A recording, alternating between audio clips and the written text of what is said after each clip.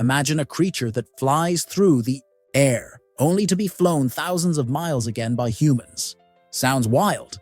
Welcome to the unbelievable story of how millions of tons of flying fish travel the globe every single year. Flying fish are some of the most unusual animals in the ocean. Using oversized fins, they glide over the water's surface for distances of up to 650 feet, reaching speeds that allow them to escape predators like tuna and marlin. Their ability isn't true flight like a bird, but it's fast enough to make a difference between life and death in the open sea. While flying fish have mastered moving through air and water on their own, the story doesn't end there. Every year, humans catch and move nearly 2 million tons of these fish across continents, using a highly organized system that stretches from small island communities to some of the largest seafood markets in the world. Catching flying fish starts with precise timing. These fish follow seasonal migrations, gathering near the surface during certain months. Fishermen in the Caribbean, Southeast Asia, and the Pacific Islands closely track these patterns. In some places, small traditional boats are still used, equipped with nothing more than nets and bright lights that attract the fish at night. Elsewhere, larger vessels use sonar and specialized gear to locate and catch them more efficiently. Freshly caught flying fish spoil quickly. Their bodies are lean, delicate, and extremely sensitive to heat and exposure. Within just a few hours, they can lose the quality that makes them valuable to global markets. Because of this, fishermen immediately place them in onboard freezers capable of reaching temperatures as low as 30 degrees 22 degrees. Quick freezing preserves the texture, flavor, and appearance of the fish before they even reach land. Once back at port, the fish move into a tightly controlled cold chain system. Processing centers located close to fishing grounds inspect and grade the catch. Fish destined for premium markets, especially in Japan, undergo an even more extreme preservation method called ultra-low temperature freezing.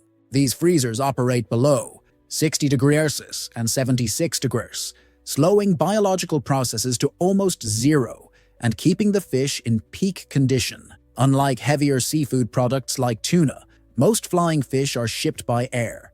Their lightweight bodies and high market value make air transport cost-effective and necessary to meet strict freshness standards. Cargo handlers load them into insulated containers, often packed with dry ice or supported by active refrigeration units. The temperature inside these containers is carefully monitored in real time, with tracking systems that alert handlers the moment anything changes. From takeoff to landing, every minute matters.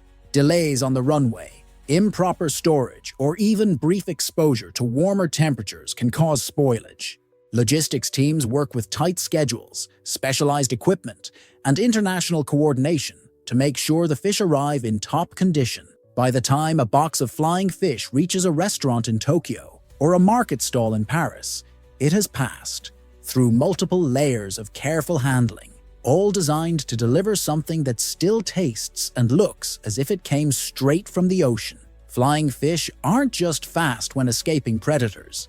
They move through global supply lines at speeds that few other seafood products can match. Their transport requires precision, planning, and a deep understanding of how fragile nature can be once it leaves its original environment.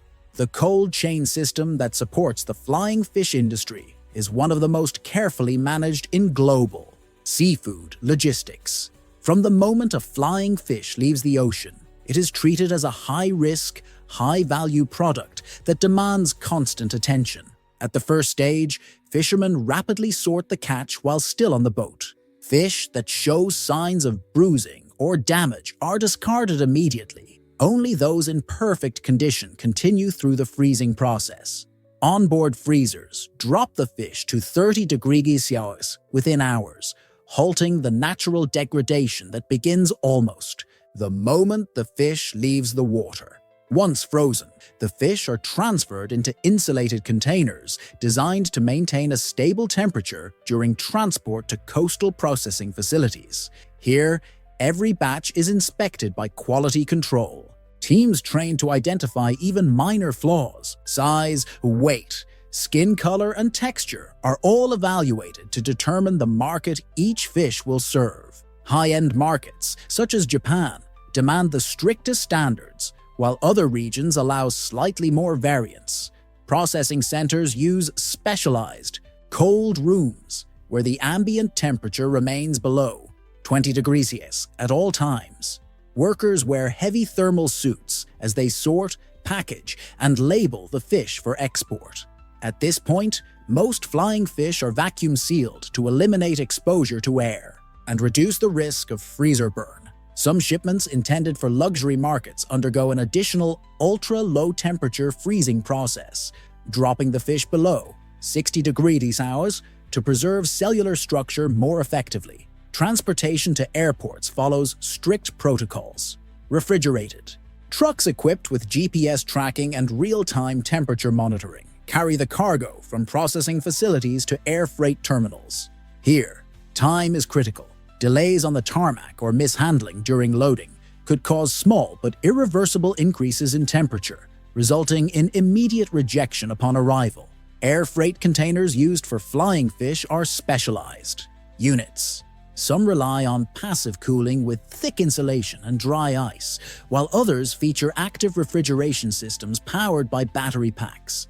Either method ensures that the internal temperature remains stable throughout the entire flight. Even if external conditions vary dramatically, flight schedules are often optimized based on transit times and layovers. Direct flights are preferred, whenever possible, to minimize handling and the risk of temperature breaches. Some major airports, such as Narita in Japan and Charles de Gaulle in France, even offer dedicated cold storage facilities where seafood shipments can be held securely. If flights are delayed, once the shipment arrives, local customs inspections are fast-tracked for perishable goods. In many cases, specialized brokers handle the paperwork and logistics, ensuring that the fish move quickly from the plane to refrigerated trucks waiting on the tarmac. Final distribution varies by market. In Tokyo, for example, boxes of flying fish may go straight to the seafood auctions at Toyosu Market, where buyers inspect and bid on the best quality catches within hours of arrival. In Europe, premium restaurants and seafood wholesalers often receive shipments directly at refrigerated depots, bypassing traditional markets altogether to preserve maximum freshness. At every point in this chain, small failures can lead to big losses. Even a few degrees of temperature increase can result in subtle texture changes, dulling the bright, clean flavors that top buyers expect. Maintaining the cold chain is not just about keeping the fish cold. It is about preserving the product's identity, value, and appeal across thousands of miles. Flying fish are lightweight, delicate, and highly perishable. The systems designed to move them are anything but fragile. They represent a level of precision, timing, and expertise that most consumers never see, but that makes it possible for a fish that glided over tropical waters a few days ago to land fresh on a plate halfway across the world. Transporting flying fish across continents is a demanding process that faces constant challenges. Weather, mechanical failures, human error, and even regulatory changes can all disrupt the delicate balance needed to maintain the cold chain and ensure product quality. One of the biggest risks occurs during the initial stages after capture. Flying fish are most vulnerable before their first freeze. Any delay in chilling the fish below critical temperatures can trigger enzymatic reactions and bacterial growth that degrade the meat's quality. To combat this, some fishing vessels have begun using liquid ice systems, a semi-frozen slurry that cools fish faster and more uniformly than traditional ice or direct freezing methods. At the transportation level, packaging has undergone major upgrades. Early shipments of flying fish relied on simple insulated boxes filled with ice, a method prone to uneven temperatures and leakage.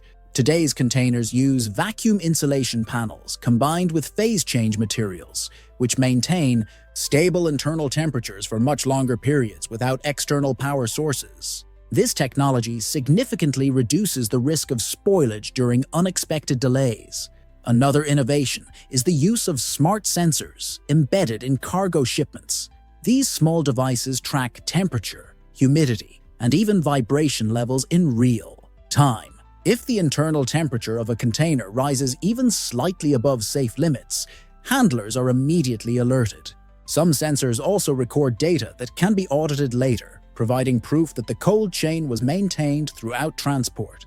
This transparency has become crucial in international trade, where buyers often demand detailed records before accepting a shipment. Regulatory compliance adds another layer of complexity. Different countries impose varying standards on the importation of seafood products, including acceptable freezing temperatures, documentation requirements, and inspection procedures.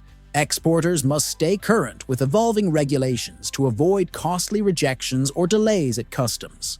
Some companies now employ full-time compliance officers who specialize in seafood logistics to navigate this intricate landscape. Climate change also poses emerging risks to the flying fish supply chain.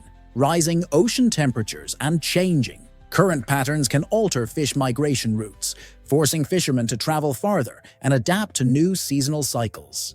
This not only increases operational costs, but also adds uncertainty to supply forecasting, making long-term planning more difficult for processors and exporters.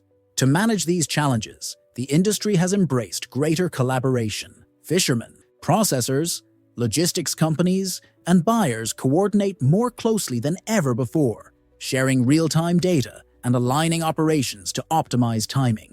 Advanced forecasting tools based on satellite imagery and oceanographic data help predict migration patterns with greater accuracy, allowing fleets to plan their fishing activities more efficiently. Despite all these advancements, the fundamental challenge remains the same: preserving a fragile, highly perishable product across thousands of miles without compromising its quality. Every new technology, from faster freezing techniques to smarter logistics systems, is focused on achieving that single goal. Flying fish are small, fast, and delicate. Moving them across continents without losing what makes them special requires constant innovation and attention to detail. In an industry where even the smallest failure can erase the value of an entire shipment, staying ahead of challenges is not just important, it is essential for survival. Once flying fish land in majors, markets like Tokyo, Paris, and New York, the final steps of their journey begin. At refrigerated terminals, customs and health officials inspect shipments for temperature compliance, quality, and regulatory documentation before allowing distribution.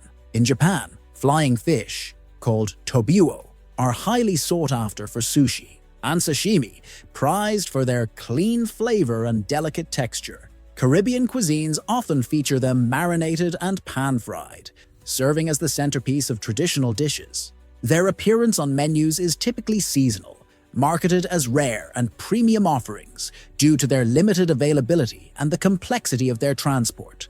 Specialty seafood retailers sometimes offer flying fish directly to consumers, packaged and frozen to preserve quality. Buyers are advised to thaw the fish carefully to maintain its texture, usually under refrigeration, over several hours. Beyond their role in cuisine, flying fish hold cultural importance in regions like the Caribbean and the Pacific, where seasonal migrations are celebrated through local festivals. These events highlight the fish's significance not only as a food source, but as a symbol of natural abundance. Each plate of flying fish represents a tightly coordinated effort, spanning fishing boats, freezing technology, air freight logistics, and culinary expertise.